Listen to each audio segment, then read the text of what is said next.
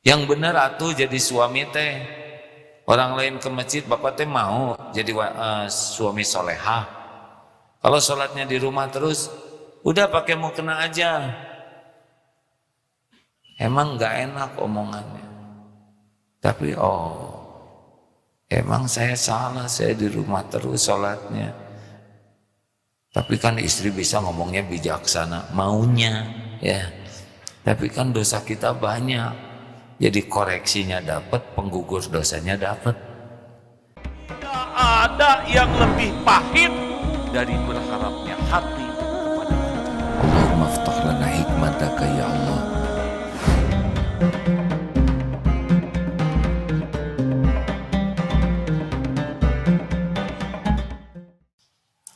Punya apa lagi? Sebutin. Dek, punya apa? Saya udah tahu beliau pasti ngomong itu. Karena baru ya kan. Sebelumnya kan ingin apa? Ingin istri ya. Sekarang punya apa? Punya istri. Ngepas. Tepat kan? Gimana coba? Diapain itu istri kan? Punya istri adalah ladang amal supaya dekat ke Allah. Gimana caranya? Setiap kelebihan kebaikan istri disyukuri.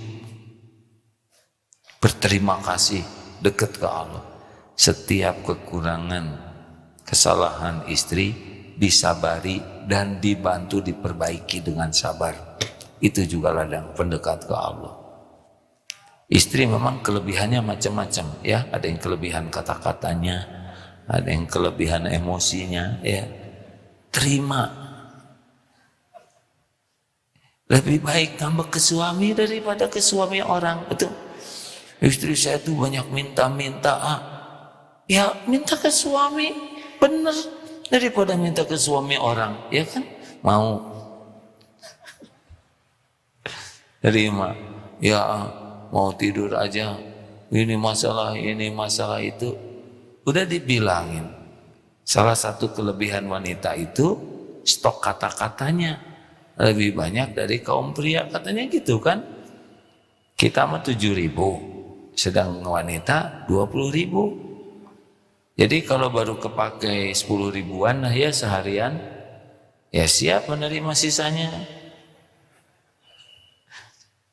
Kalau suami penceramah habis itu 7.000 ya.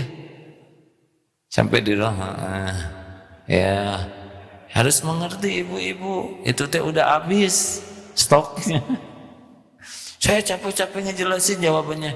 Iya, ya itu teh sisa-sisa dari 7.000. Udahlah. Jadikan jalan pendekat ke Allah. Ada yang suaminya pemarah, tapi istrinya sabar. Kenapa? Karena dijadikan sikap suami ini sarana takarub kepada Allah. Kenapa jadi sakit? Karena ngarep-ngarepnya dari pasangannya, bukan ngarep-ngarep dari Allah. Berharap dipuji, berharap dihargai, berharap dicintai, berharap dikagumi pasangannya. Udah pasti sakit hati itu banyak ya. Kalau berharapnya dari Allah semuanya, ya alhamdulillah. Yang benar atuh jadi suami teh. Orang lain ke masjid, bapak teh mau jadi suami solehah. Kalau sholatnya di rumah terus, udah pakai mau kena aja. Emang nggak enak omongannya. Tapi emang saya salah, saya di rumah terus sholatnya. Tapi kan istri bisa ngomongnya bijaksana, maunya ya. Tapi kan dosa kita banyak. Jadi koreksinya dapat, penggugur dosanya dapat. Untuk kata-kata yang enggak enak kita sabar, untuk koreksinya patuhi. Kan gitu, enggak ada ruginya tuh.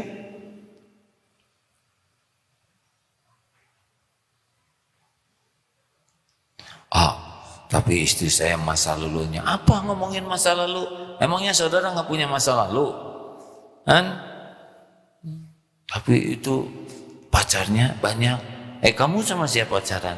Sama teman dia. Ya sama aja berarti. Udahlah. kekurangan, kesalahan, aib itu selesai. Doakan supaya diampuni Allah, nggak usah diungkit-ungkit, nggak usah disebut-sebut, tidak menyelesaikan masalah. Udah berlalu, betul tidak? Ya tapi masalahnya kesalahan saya diungkit-ungkit terus, berarti sarana untuk tobat. Di dunia aja diungkit-ungkit sengsara, nggak perlu bela diri. Oh gini, ya astagfirullah, astagfirullah, istighfar, ya apalagi astagfirullahaladzim, astagfirullah. Terus istighfar. Jadikan sikap dari pasangan hidup itu sebagai pendekat ke Allah gitu. Anak juga gitu. Aduh ini anak jengkelin. Jadikan pendekat ke Allah. Ampun ya Allah, ampun, saya belum jadi orang tua yang benar. Engkau saksikan dosa dan maksiat saya. Betapa bedanya nasihat ke anak dengan kelakuan saya sendiri. Engkau tahu, ampun. Makin anak ngejengkelin, makin banjir air mata. Minta ampun ke Allah. Karena bisa jadi anak disuit begitu supaya menyadarkan kita orang tuanya. Jadi bukan jengkel, marah ke anak. Gampang bagi Allah disolehkan anak itu ya. Jadikan pendekat ke Allah. Iya kan? Anaknya pintar, hafal Quran, hati-hati tuh. Jangan jadi jauh dari Allah, kita yang ujub. Wah Pak anaknya hafal Quran. Memang ya tergantung turunan siapa gitu. Padahal bapaknya Iqra jilid 3. Hati-hati jangan sampai prestasi anak, karunia anak jadi penjauh dari Allah ya. Harusnya ya Allah, semua sudah tertulis di Lauh Mahfud, anak akan jadi hafiz. Tolong ya Allah, tolong agar anak ini jangan ujub, jangan ria. Keluarga kami juga jangan ujub, ini teh ujian. Jadi pendekat ke Allah ya. Karena kan diuji berat itu hadirin. Banyak ilmu agama itu lebih berat. Karena ujubnya bisa ujub yang lebih fatal. Penceramah yang di kampung kesana sini ya, naik sepeda, kadang jalan kaki, masuk ke pelosok-pelosok yang dengarnya juga 3 orang, 5 orang, bisa jadi itu lebih hebat di sisi Allah daripada yang ceramah diundang sana, diundang sini. Wah nanti nentukan tarif ya, minta fasilitas. Nanti dia menjadi merasa gimana, merasa beda dari yang lain. Aduh, itu bisa dimurkai Allah itu nanti kalau kita jadi busuk hati karena ilmu agama, karena dakwah, karena ngaji. Tuh harusnya jadi pendekat ke Allah. Punya apa lagi? Hayo. Siapa yang nyeletuk punya sepedahan? Itu juga bisa. Saya lagi beli speaker, pasang speaker, nyalain murotang, ya kan? Orang lain pada lagu dangdut di sepeda. Kenapa kita malu mendengarkan murotang? Mana yang bagus? Itu kan bisa pakai headset bagus, tapi cuma sendiri. Bunyikan aja. Berani tidak? Nah, dakwah nanti sepedanya coba tempelin sesuatu yang membuat ingat bahwa bersepeda itu bisa jadi amal soleh, jadi dakwah. Mudah-mudahan ya Allah menerima amal. Ya begitulah hadirin sekalian. Jadi sekarang apa-apa teh ini dari Allah untuk mendekat ke Allah. Ini titipan Allah untuk mendekat ke Allah. Gitu aja. Semua karunia dari Allah, ujiannya dan digunakan untuk mendekat ke Allah. Apa saja. Termasuk dihina, dikritik, dicaci, difitnah. Jadikan pendekat ke Allah. Karena karunia kan tidak harus yang cocok terus. Mana coba karunia yang lebih bagus? Dipuji atau dikritik dengan pedas level 4? Ada yang jawab. Mana karunia yang lebih bagus, dipuji-puji atau dikritik? Kan? Ini naik levelnya karena telat jawabnya, jadi level 5. Ya bagusan dikritik lah. Dikritik itu kan terkabulnya doa, ihdinas siratal mustaqim. Tapi itu kata-katanya tuh aduh, nancep, udah nancep di keruak-keruak. Ya itu kan penggugur dosanya. Yang enggak enaknya itu merontokkan dosa, kritiknya itu menjadi cahaya. Terima kasihnya 2 tuh. Ada yang kritik sopan gitu, maaf ya mas ya, tolong loba omong misalkan.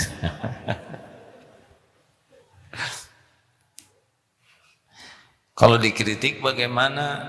Ya udah nggak usah bela diri, nanti bertengkar ya. Kalau memang salah, tinggal ngaku aja salah. Ya saya salah. Kan janjinya kemarin mau memperbaiki ini, kenapa enggak? Saya salah, saya lupa. Makanya ditulis, ya harusnya saya tulis ya. Udah gitu ngaku ya. Jangan diulangi. Insya Allah saya akan berusaha tidak mengulangi. Nggak usah sibuk. Sebetulnya itu udah mau saya lakukan. Jangan suka bela diri. Tidak penting kita bela diri kalau kita salah. Yang penting tuh memperbaiki diri. Iya kan? Tidak penting kita punya kedudukan di hati orang lain. Yang penting tuh kita jadi baik. Lebih baik. Tapi dia ngeremehin saya, ya nggak ada masalah. Emang remeh kita ini ya. Iya kan?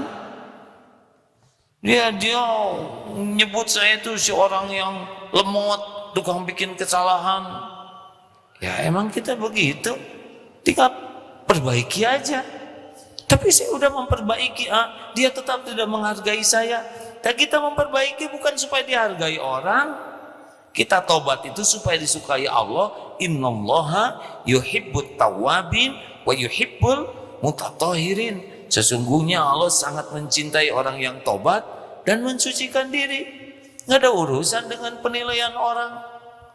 Nanti kalau udah pada waktunya juga tinggal dibalikan aja oleh Allah. Aduh, maaf ya selama ini saya suka menyakiti. Tadi saya dengar dari Ustadz Mulyadi itu, Masya Allah.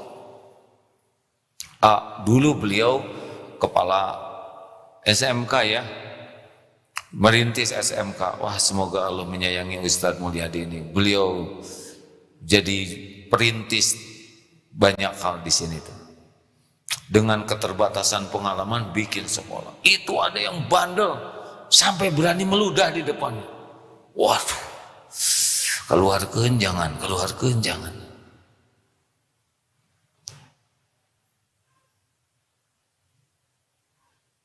Sesudah tamat nih Pak, tetap sekolah, tapi akhlaknya nggak bagus. Sekian tahun kemudian dia datang khusus itu hanya untuk minta maaf ke Ustadz Mulyadi dan Ustadz Roni, dulu kepala pengasuhan ya. Sengaja datang ke sana dari jauh itu. Sudah itu pulang dan sekarang jadi ketua apa gitu, Rokis. Kita tidak tahu, betul? Boleh jadi kesabarannya para ustadz ini hadiahnya dibalikan. Sekian tahun baru datang tuh. Betapa Allah tunjukkan tidak ada yang sia-sia. Dibalikannya 3 tahun kemudian. Jadi nggak ada yang disia-siakan oleh Allah ya. Nggak harus orang tuh jadi baik ke kita seketika gara-gara kita baik. Enggak ada keharusan begitu. Jadi udah tobat dia langsung mengakui, enggak. Atau kita udah minta maaf langsung reda marahnya, enggak juga. Untuk reda marah tuh perlu waktu ya. Saya kan udah minta maaf, kenapa kau masih nggak mau ngajak ngobrol? Kan beda antara memaafkan dengan melupakan itu. Memaafkan menyabut pakunya, nah melupakan mah gimana supaya lubangnya itu tidak menganga. Kalau hanya didempul gampang, ini hati. Kenapa jadi pada melotot begini ke saya? Menjiwai ya. Saya menduga saudara lagi ingat ke seseorang ini yang dilukai ya, atau yang melukai. Tenanglah hadirin. Jadikan apapun yang terjadi jadi pendekat ke Allah.